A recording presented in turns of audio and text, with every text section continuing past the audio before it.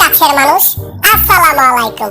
আজকে আমনেগো কিছু ভিডিও দেখামু, যে ভিডিও দেখলে আমনেগো সবার পরান ঠান্ডা হয়ে যাবে, শীতল হয়ে যাবে একদম।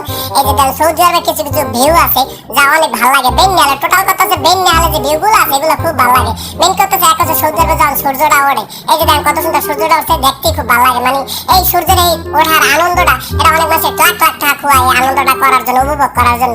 আইছিলাম মরুভূমিতে ভিডিও করার জন্য, মরুভূমিতে পাড়াই দিতে পারিনি, একটা কাটা ফলের গাছ আছে পার মধ্যে ঢুকে যায়। দেখ রাস্তা পুরো ফাঁকা, ঘোরে না গাড়ির চাকা।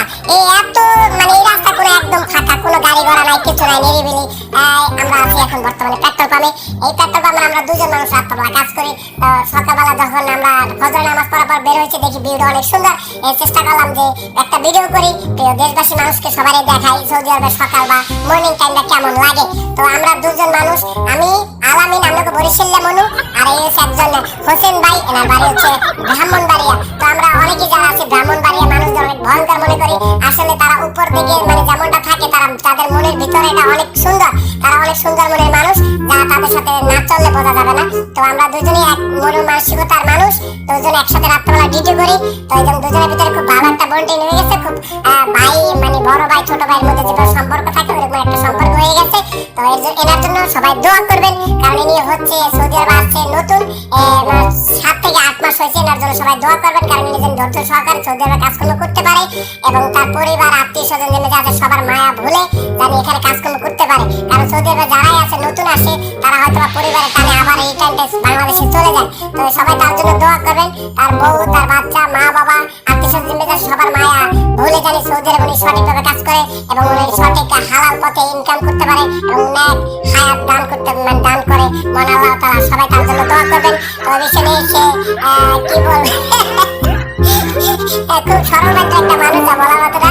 তো সকালবেলা কি যে আমাদের এখানে একটা মসজিদ, মানে এটা হচ্ছে একটা সফরের মসজিদ, এটা ওক্তি মসজিদ না, আমরা ওক্তি নামাজ পড়ি আর কি। এটা হচ্ছে জামায়াতের মসজিদ না, যেটা আমরা জামায়াত মসজিদ বলি, কিন্তু মসজিদটা জামায়াত না, এটা হচ্ছে একটা ওক্তি মসজিদ, মানে সফরের মসজিদ, যেখানে সফরে যাত্রীরা থাকে, এখানে আসে গাড়িগুলো থামায়, উজু করে বা কেউ গোসল করে, খাওয়া দাওয়া করে, কেউ তেল ভরে। তো এখান থেকেই আর কি নামাজ কালাম পড়ে তারপর তারা যায়, যারা সফর যাত্রী আছে। যেমন মক্কা, এখন তো বর্তমানে মক্কার হজ চালু হয়ে গেছে 1 মাসের জন্য, তো এখানে গাড়ি ঘোড়া আসে। কিন্তু আজকে টোটাল কথা হচ্ছে একটা গুরুত্বপূর্ণ কথা হচ্ছে রাস্তা পুরো ফাঁকা, রাস্তা চলে না গাড়ির চাকা, ঘোরে না গাড়ির চাকা, রাস্তা পুরো ফাঁকা। মানে আমাদের পকেটও ফাঁকা, রাস্তাও ফাঁকা, মানে ঘোরে না গাড়ির চাকা পুরো। দেন একটা রাস্তার ভিতরে কোনো একটা গাড়ি নেই।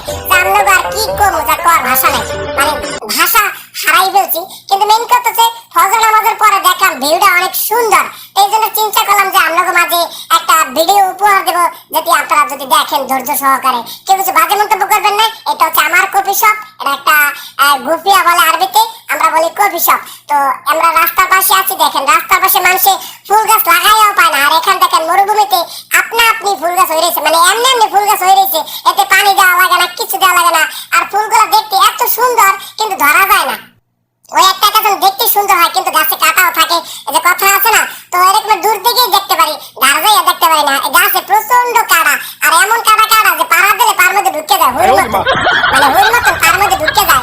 এই পাড়া দেওয়া যায় না বা তোলাও যায় না, প্রচন্ড কাটা। আমরা তো গোলাপ ফুলের গাছে কাটা দেখি, কিন্তু এই যে সৌদি আরবে এই যে ফুল গাছগুলো কি ফুল কয় আমি জানি না, কিন্তু এই ফুল গাছে প্রচন্ড কাটা থাকে। তো বিশেষ করে সেটা কোনো কথা না, কথা হচ্ছে এই যে একজন লোক আসছে, চেনার নাম হচ্ছে আরিফ, এরা হচ্ছে ফিলিপিনি, কিন্তু মানুষটা অনেক ভালো।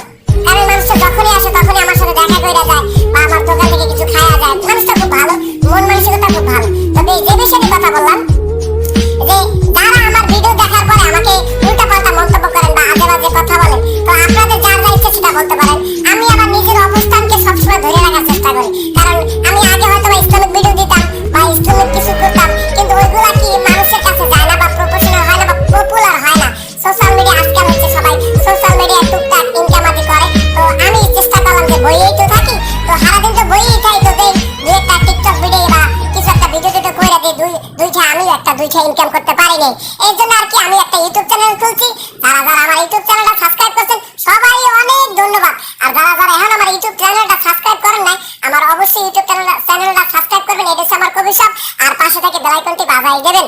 তো বিশেষ করে কথা হচ্ছে যারা আমার ইউটিউব চ্যানেলটি এখনো সাবস্ক্রাইব করেন অবশ্যই সাবস্ক্রাইব করবেন আর পাশে থেকে বেল আইকনটি বাজিয়ে দিবেন। তো বিশেষ করে যে কথাগুলো বলবো, আমি আমার নিজের অবস্থানকে সবসময় ধরে রাখার চেষ্টা করি। হয়তো অনেক মানুষ বলেন যে এই পোলারা আগে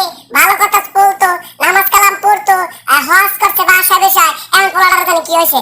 আসলে কাকু আমরা একটা সত্যি কথাই কই, আমি আগের মতো নিয়ে আসি, খালি আমার মধ্যে রংটা চেঞ্জ হয়েছে, তাছাড়া কিছু হয় না। কারণ আমরা সবাই প্রবাসী, তাই তো মনের আনন্দ করার জন্য টুকটাক মজার ভিডিও না করলে হয় না। কারণ আমাদের সবার সবথেকে প্রিয় সঙ্গী হচ্ছে আমাদের একটা ফোন, আর ফোনের মধ্যে আছে ক্যামেরা।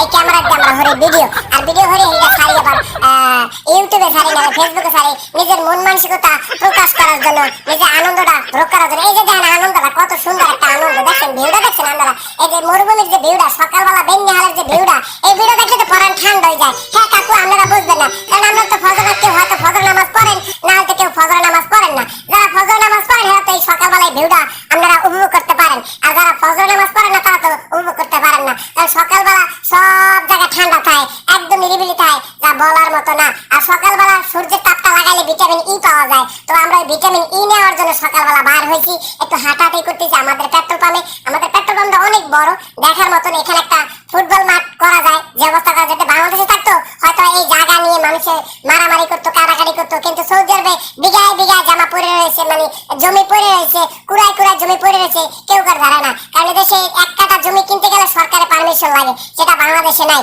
তো বিশেষ করে আজকে সবাই ভালো থাকবেন, সুস্থ থাকবেন। বাস নিজে একটু মজা করার জন্য ভিডিও করলাম। ভালো থাকবেন, সুস্থ থাকবেন। আসসালাম।